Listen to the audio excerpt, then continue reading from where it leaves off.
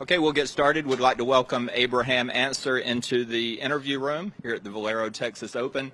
Abraham, San Antonio resident, just talk to us a little bit about how much this tournament means to you and how much you love this area.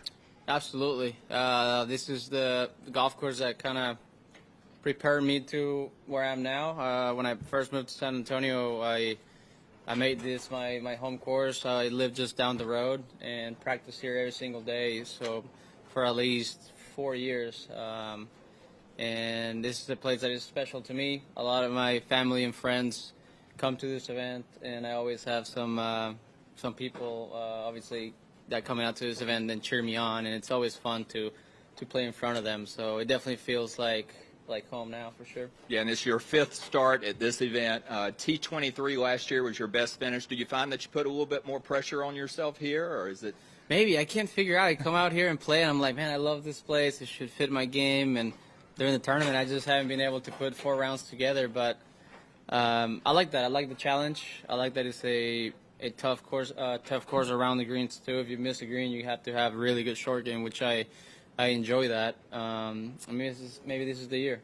All right, and then let's talk a little bit about your season before we open up to questions. You finished, made it to the quarterfinals last week, played really well at match play.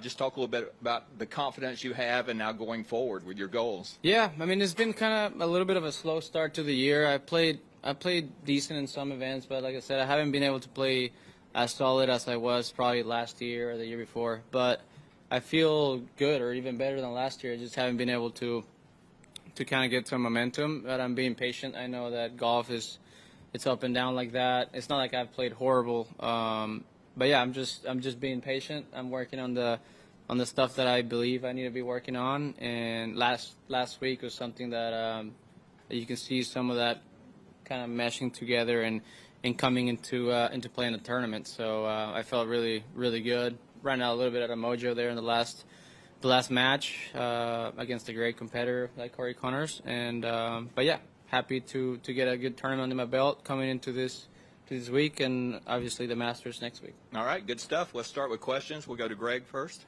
Yeah, Abraham, this is Greg Luca with the Express News. What do you make of the course this week? Is there anything that jumps out as you've gotten a chance to take a look at it?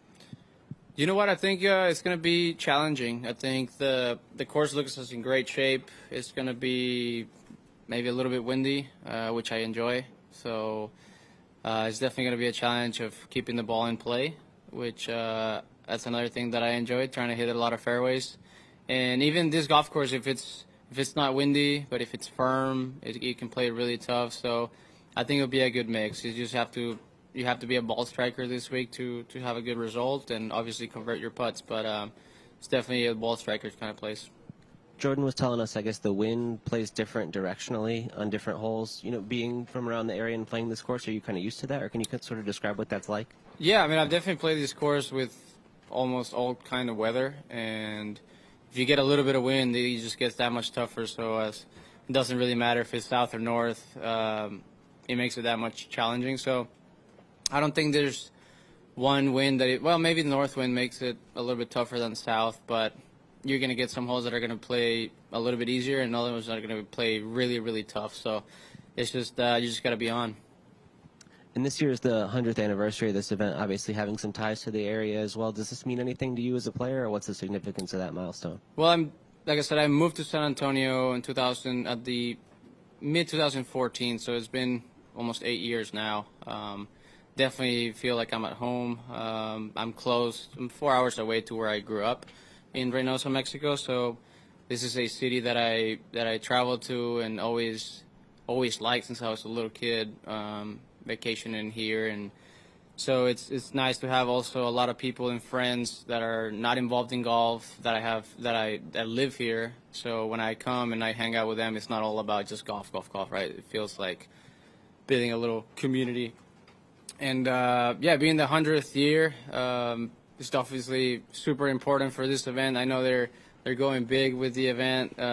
Saturday is going to be a huge concert, which is going to be a lot of fun. And you can see just the grandstands also. They went all out. It's set up to be an absolutely great event. It's going to be a lot of fun.